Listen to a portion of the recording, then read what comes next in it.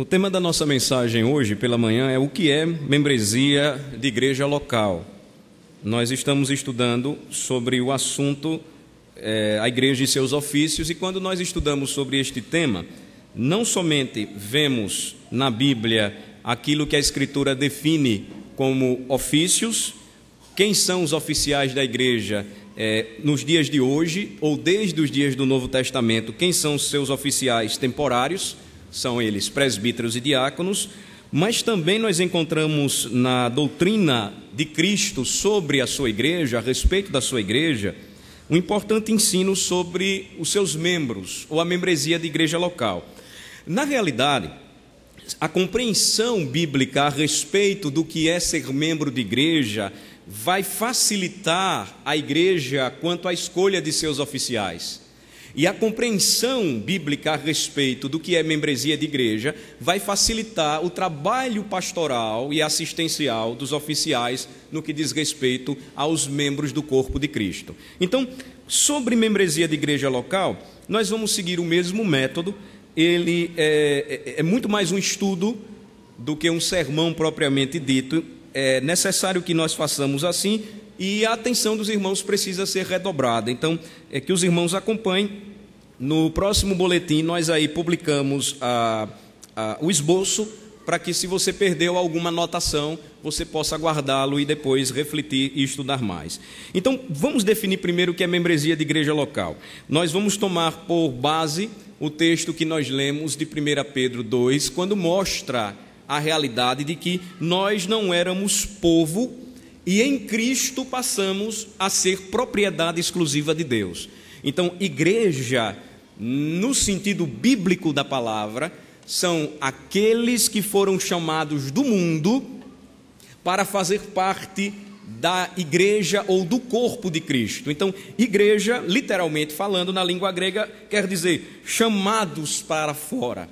No sentido bíblico, chamados para fora do mundo, embora vivam no mundo, mas sejam diferentes do mundo. Então, nós estamos no mundo, a Bíblia diz que o mundo jaz no maligno, mas como igreja nós vivenciamos e testemunhamos valores que são diferentes do mundo. Nós não seguimos o curso deste mundo, nós vivemos segundo o Evangelho do Rei, o Evangelho de Cristo Jesus. Então, esse é o significado da palavra igreja. E o que vem a ser um membro de igreja? Vamos procurar aqui uma definição. O membro de uma igreja local é aquele, ou são aqueles irmãos professos e seus filhos que participam de uma congregação.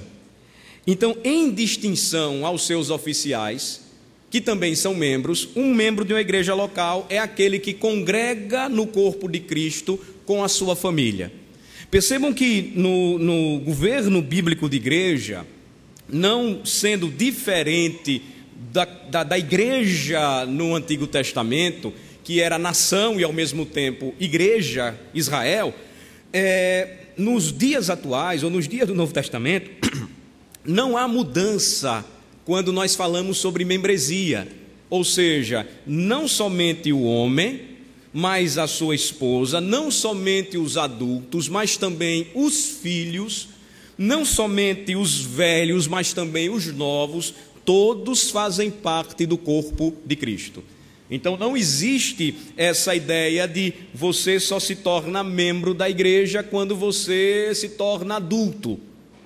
Mas a igreja é a comunidade formada pelos pais e pelos filhos, pelos membros professos, aqueles que ingressaram na igreja professando a sua fé e recebendo o batismo, e também apresentaram os seus filhos ao batismo ou para que recebessem o selo da aliança. Então, existe uma distinção entre os oficiais e os membros da igreja no que diz respeito ao exercício da função, mas até mesmo o pastor é considerado membro da igreja onde ele pastoreia.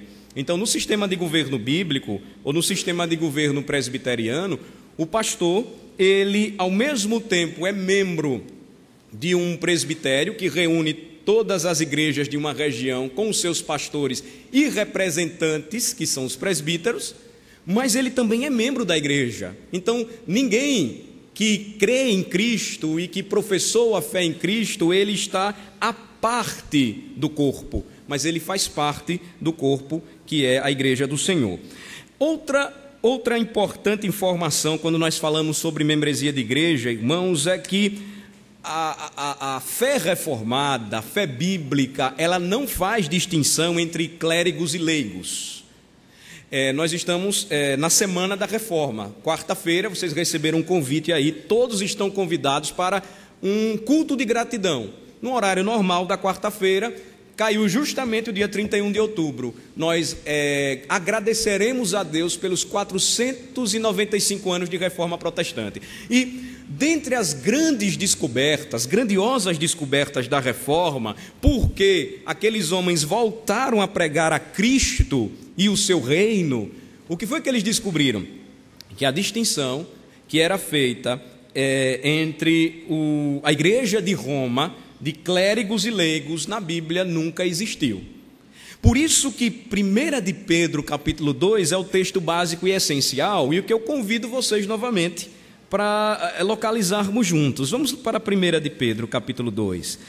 Vejam que a Bíblia vai nos mostrar que na igreja de Cristo não há sacerdotes no sentido de intermediários humanos pelos quais o povo pode ter acesso à presença de Deus. No passado, na antiga aliança, o sacerdócio ele implicava em um homem que fazia parte de uma linhagem. Eles deveriam ser filhos ou descendentes de Levi, de Arão, separados, não tinham herança, não podiam cultivar terra, não podiam trabalhar senão no serviço do templo. Estes homens, eles faziam a intermediação entre Deus e o povo. Roma resgata novamente este valor, se esquecendo que aquilo que foi feito no passado deveria se cumprir em Cristo, e se cumpriu. Então, aqueles sacerdotes apontavam para Cristo, o único mediador entre Deus e os homens. Na realidade, toda a intermediação feita, era feita até mesmo um sacerdote com base em um sacrifício. No Antigo Testamento, até mesmo o sacerdote deveria oferecer sacrifício por sua própria alma. Ou seja, ele não tinha poder para fazer uma intermediação à parte de Cristo. Aí vem o Senhor Jesus Cristo e cumpre cabalmente este ministério. Ele era o sentido ou significado perfeito daquela mensagem, o cumprimento profético daquela mensagem. E aí nós chegamos em 1 de Pedro 2. Vejam só que interessante. Em 1 de Pedro 2, há um convite no versículo 4 para que nos acheguemos a Cristo, nos aproximemos dele. Então, há um ensinamento aqui que foi redescoberto na reforma e que até hoje nós pregamos, que é a doutrina do sacerdócio de todos os crentes. Nos achegando a Cristo, ou uma vez que nos achegamos a Cristo, nós temos acesso a Ele. E por sua mediação, todos os que professam a fé em Cristo são sacerdotes. Vejam só o versículo 4 aí, vamos ler juntos, vamos lá. Chegando-vos para Ele, a pedra que vive, rejeitada assim pelos homens, mas para com Deus, eleita e preciosa. Versículo 5. Também vós mesmos, como pedras que vivem, sois edificados casa espiritual, para ser de sacerdócio santo, a fim de oferecer de sacrifícios espirituais agradáveis a Deus por intermédio de Jesus Cristo. Então, percebam que não há essa distinção entre clero e laicato, clérigos e leigos. Na igreja de Cristo, todos os que professam a fé em Cristo são sacerdotes. Na igreja de Cristo, até mesmo se um cônjuge se converte, e Paulo vai tratar disso em 1 Coríntios 7, um casal que não conhecia a Cristo, e aí ao ouvirem o evangelho, o marido ou a esposa se convertem, santificam agora o lar e até mesmo seus filhos são considerados santos. Por que a gente pede que os nossos meninos e as nossas meninas orem à mesa? orem na classe de escola dominical, falem das verdades do Evangelho para os seus coleguinhas. Falamos isso porque cremos que Deus escuta a oração dos nossos filhos. Porque se Deus não escuta a oração de pecador, e se nós não crêssemos que a doutrina do sacerdócio universal de todos os crentes recebe todo o povo de Deus que professa a sua fé em Cristo e a sua família, por que nós deveríamos mandar os nossos filhos orarem se nós não acreditamos nisso? Mas porque nós acreditamos, nós então cremos que, como corpo, somos edificados casa espiritual com a finalidade de sermos sacerdócio santo, para oferecermos sacrifícios espirituais agradáveis a Deus, por intermédio, pela mediação única e exclusiva de Jesus Cristo. Olhem só, irmãos, que interessante. Eu continuo a oferecer sacrifícios a Deus. Como sacerdote, presto culto ao Senhor. Ofereço o meu culto ao Senhor, mas agora eu não preciso mais sacrificar ninguém. Eu não preciso mais sacrificar um inocente cordeiro, porque Cristo, o cordeiro pascal, já foi sacrificado, ele já foi imolado. Então, pelo seu sangue, eu tenho acesso à sua santa presença. A prática do sacerdócio universal de todos os crentes elimina qualquer diferença fundamental ou essencial entre os membros da igreja visível, a igreja que está aqui. Então, irmãos, tanto oficiais como membros são sacerdotes. Tanto oficiais como membros, eles são parte ou fazem parte do corpo de Cristo. Agora, no desempenho de seus dons ou funções, existem as distinções. Mas ninguém pode se considerar, como diz o Senhor, superior ao seu próximo.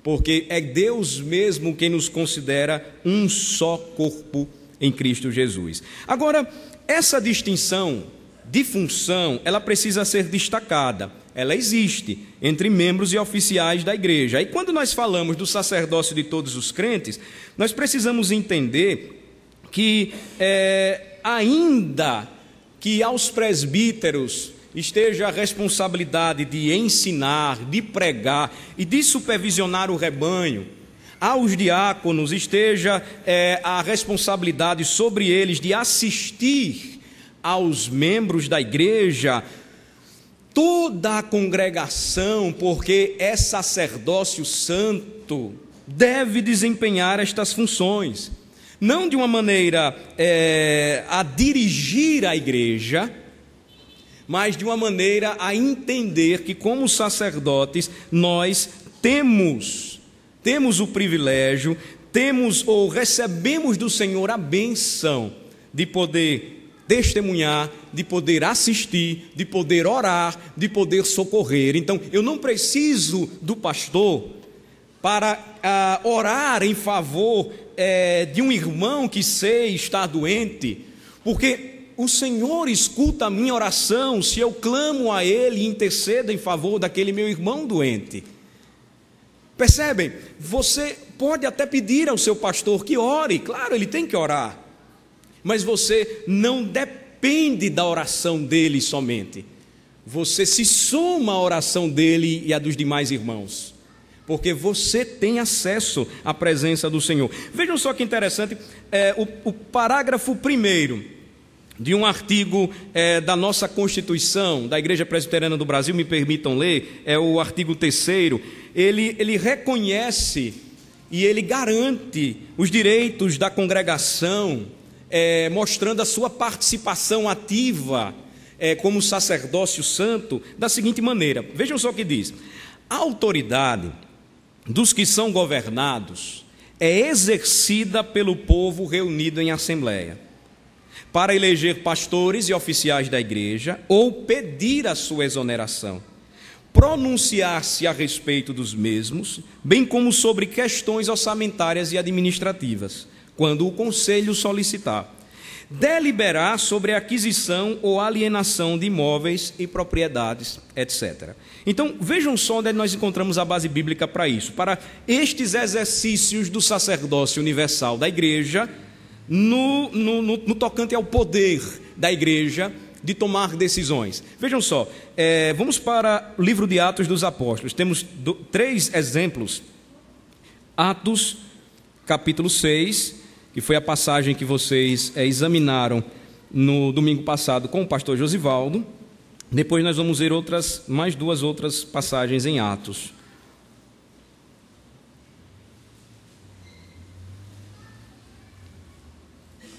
Vejam só, Atos 6, versículos de 3 a 6, onde os apóstolos eles conferem à igreja o poder eclesiástico de escolher os seus diáconos. Vamos ler dos versículos de 3 a 6, vamos ler? Mas, irmãos, escolhei dentre vós 7 homens de boa reputação, cheios do espírito e de sabedoria, aos quais encarregaremos deste serviço. E quanto a nós, nos consagraremos à oração e ao ministério da palavra. O parecer agradou a toda a comunidade. E elegeram Estevão, homem cheio de fé e do Espírito Santo, Filipe, Prócoro, Nicanor, Timão, Pármenas e Nicolau, prosélito de Antioquia. Apresentaram-nos perante os apóstolos e estes, orando, lhes impuseram as mãos. Então vejam aí, há um exercício formal da autoridade eclesiástica conferida por Cristo à congregação. Quem tem a responsabilidade de escolher os oficiais da igreja? O próprio povo de Deus. Vejam que os requisitos são descritos pelo Senhor quando ele fala através de seus apóstolos, mas a responsabilidade de escolhê-los cabe à congregação. Então, irmãos, vejam só, do mesmo modo que é importante para uma nação escolher conscientemente os seus governantes, muito mais pesa sobre a igreja, o que é a igreja? Os chamados para fora, aqueles que vivem no mundo, porém não são do mundo, os peregrinos, o brilho celeste desta terra. Muito mais pesa sobre nós a responsabilidade de, seguindo as orientações, o ensinamento do nosso Senhor Jesus Cristo, escolhermos homens que governem com sabedoria, com piedade, com temor o povo de Deus, Então não é uma questão de só menos importância, não é. 14 agora, capítulo 14, versículo 23, vamos para lá. Aí em Atos mesmo, 14, 23.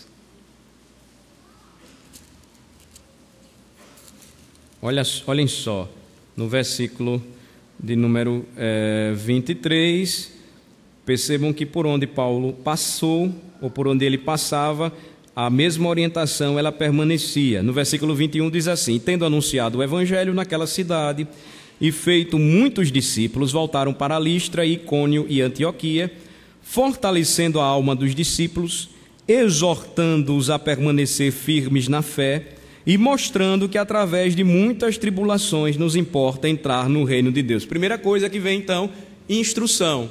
Percebam, eles fortalecem a alma dos discípulos, ele os exorta, a permanecer firmes na fé. Ele mostra que através de muitas tribulações é que o povo de Deus entraria no reino. E aí, vejam só o que acontece no versículo 23. Vamos ler?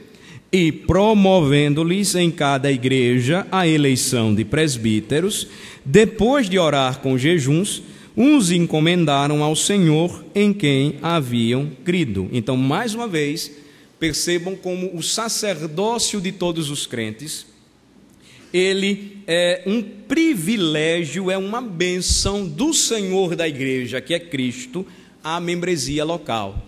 Então, nós temos o dever e, ao mesmo tempo, o privilégio de exercer este poder debaixo da segura mão do nosso Redentor, e, fazendo isto, devemos eleger os nossos oficiais. O último capítulo que eu quero apresentar em Atos para os irmãos é capítulo 15, logo após aí. Vejam só o versículo 22.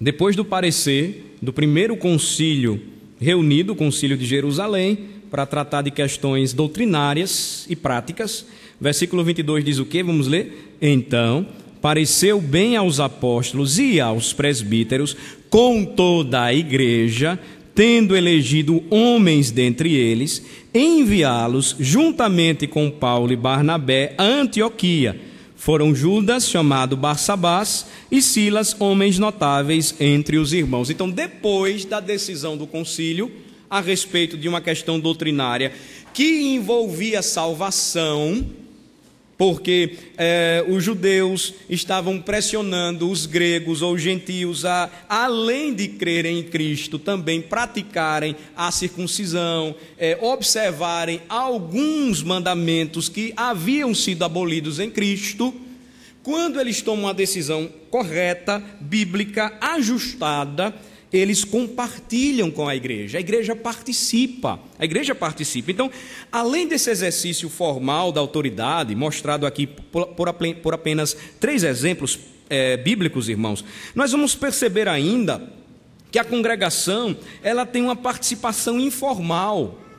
Agora, esta participação informal, ela é também efetiva, ela é informal e efetiva no poder de proclamar e defender privadamente as verdades de Deus. Então, vejam só que questão interessante.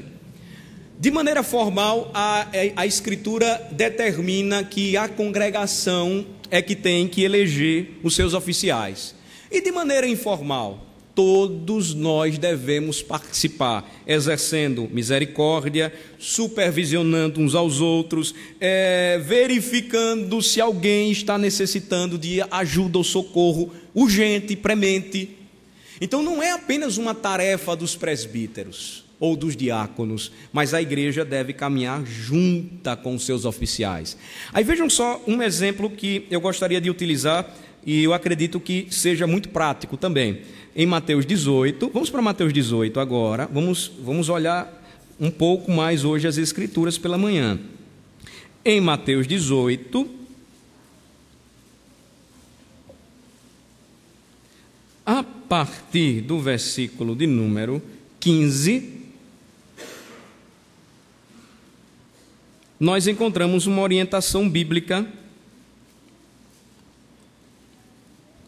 a respeito desta participação informal, efetiva da igreja no exercício do poder eclesiástico, ou seja, em proclamar e defender a verdade.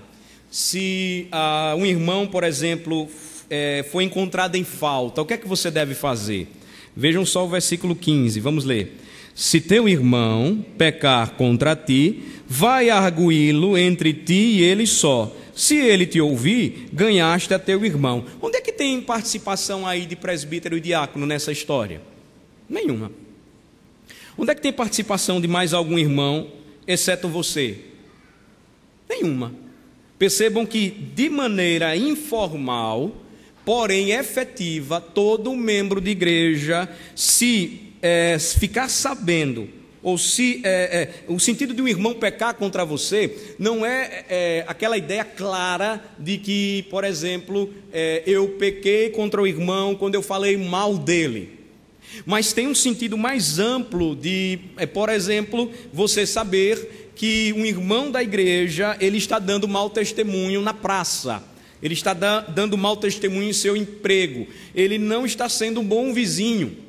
Se você está sabendo disso, o que é que a Bíblia diz? Se você é um corpo e uma parte do corpo doente, por menor que seja, ela faz o corpo todo adoecer, você vai fechar seus olhos, você vai deixar que aquela doença ela se alastre e ela agrave a saúde do corpo de Cristo? Não. Você tem o dever e ao mesmo tempo o privilégio de ir até lá. Se teu irmão pecar contra ti, vai arguí-lo entre ti e ele só. Se ele te ouvir, ganhaste a teu irmão. Aí, continuando, diz assim no versículo 16, vamos ler o versículo 16. Se, porém, não te ouvir, toma ainda contigo 1 ou 2 pessoas, para que, pelo depoimento de 2 ou 3 testemunhas, toda a palavra se estabeleça. Você ainda não levou o caso para os oficiais da igreja. Você ainda não levou o caso para os seus presbíteros. Mas você conversou com aquele irmão, ele não foi, você não conseguiu convencê-lo de seu pecado. A expressão aqui é não te ouvir. O que é que você deve fazer? Você agora vai chamar outros irmãos. Vejam que interessante a participação do sacerdócio de todos os crentes. E com estes irmãos ou irmãs, você vai novamente até ele e agora com testemunhas, você vai procurar estabelecer toda a palavra. O objetivo é ganhá-lo. O objetivo é fazer com que ele se arrependa. E nisso você está envolvido com exortação, com o exercício da misericórdia, com o exercício do poder da palavra, de falar aquilo que a Bíblia diz, advertindo-o, para que ele não continue em erro. E se aí ele não se arrepender? Se acontecer então dele permanecer duro, versículo 17, vamos ler? E se ele não os atender, dize-o à igreja, e se recusar a ouvir também a igreja, considera-o como gentil e publicano. Então, por fim, se ele não ouvir, você então vai procurar a igreja. No sentido, o significado do governo bíblico de igreja, se o povo escolhe oficiais para pastorearem um rebanho, você deve então não chegar aqui na frente, pegar o microfone e abrir o verbo. Você não deve fazer isso. O que é que você vai fazer? Seguindo o modelo bíblico de igreja, você vai procurar então os seus pastores, seus presbíteros, e dizer: a situação é essa, começamos assim, seguimos os passos, nada se resolveu. E aí, numa última tentativa, se ele ainda não atender e se recusar a ouvir também a palavra da igreja, representada por seus oficiais, ele então será considerado como ímpio, porque ele não está dando ouvidos à palavra do Senhor. Vejam, irmãos, como há uma participação, não somente dos oficiais, mas também da igreja. Então, quem é que faz render fofoca na igreja? Somos nós mesmos, quando nós ouvimos a fofoca. Como é que a fofoca não rende? Quando é que ela não continua? Quando você corta, quando você adverte. Quando é que você resolve o problema do fofoqueiro, do maldizente? Quando ele vem falar para você e você diz: agora vamos resolver com o irmão. Se ele for até lá, ele está encarando a questão de uma maneira muito séria, seguindo Mateus 18. Se ele não ouvir, ele corre, porque na realidade ele estava querendo promover dissensão no meio da igreja. Agora vejam só como é importante a participação de todos nós. Se você sabe que você deve orar, que você deve socorrer, que você deve agir, que você deve testemunhar do Evangelho, entenda de uma vez por todas que você é parte da igreja e que todos nós devemos trabalhar juntos, que todos nós devemos nos ajudar mutuamente, que todos nós devemos orar uns pelos outros. Se somos um corpo, não devemos nos machucar. Se somos um corpo, nós devemos prosseguir seguindo o ensino de Cristo. E aí vejam a conclusão e percebam a seriedade do nosso envolvimento, do nosso privilégio e ao mesmo tempo dever como membro da igreja. O versículo 18 diz assim, olha só: em verdade vos digo que tudo o que ligardes na terra terá sido ligado nos céus, e tudo o que desligardes na terra terá sido desligado nos céus. Então, o que o Senhor está dizendo é que se fazemos o nosso trabalho como crentes e como sacerdócio universal, sabemos dos nossos privilégios, dos nossos deveres, do poder que Cristo nos conferiu, está em nossas mãos, em obediência à palavra, de eleger oficiais, de ajudá-los no cuidado da igreja, e fazemos isso debaixo da orientação da Escritura, o Senhor lá dos céus confirma o que está acontecendo aqui na terra. Ele liga ou ele desliga? É um envolvimento muito sério. Por isso que ser membro de igreja não é apenas ter uma carteirinha, não é apenas constar no rol de membros, não é apenas fazer parte de um corpo, ou fazer parte de uma sociedade ou assembleia, porque nós já vimos anteriormente, a igreja é o povo de Deus. Ela não é um clube, ela não é uma associação, ela é formada pelos redimidos do Senhor, pelos crentes e seus filhos.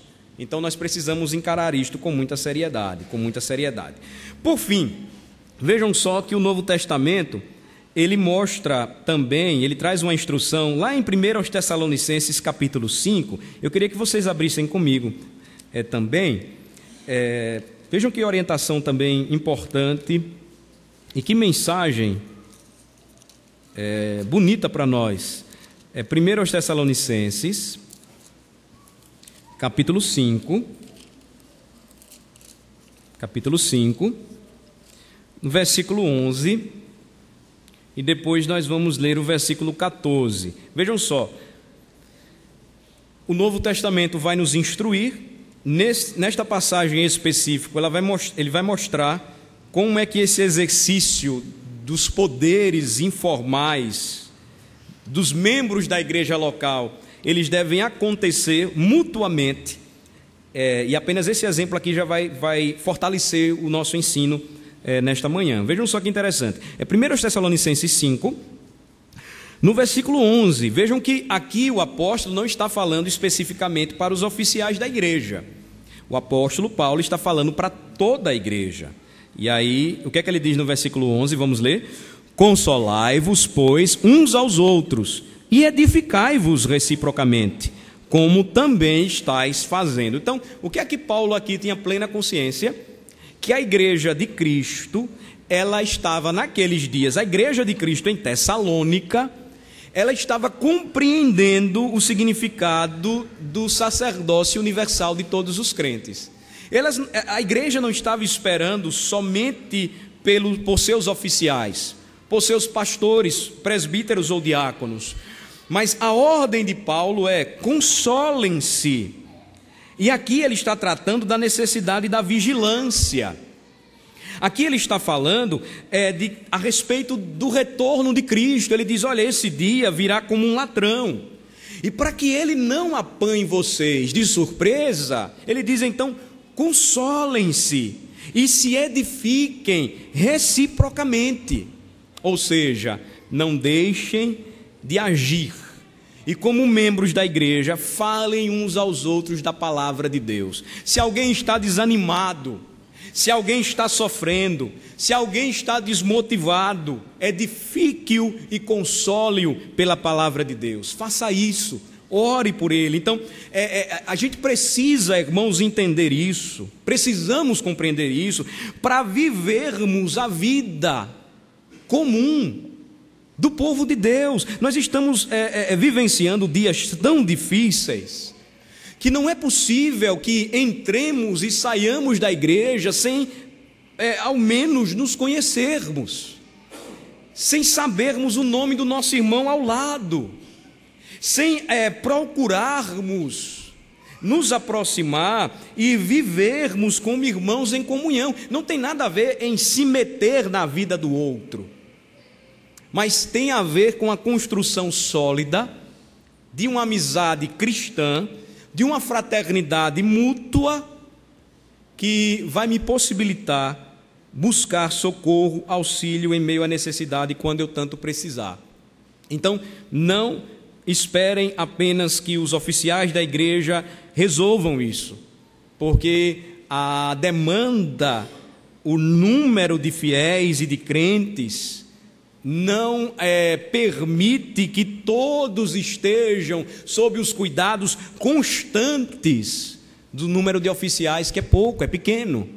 Mas, seguindo a orientação da Bíblia, faça a sua parte e se some a nós. Aí o outro versículo que eu quero deixar também, que quero ler com os irmãos, é o versículo 14. Vamos ver o versículo 14. Vamos lá?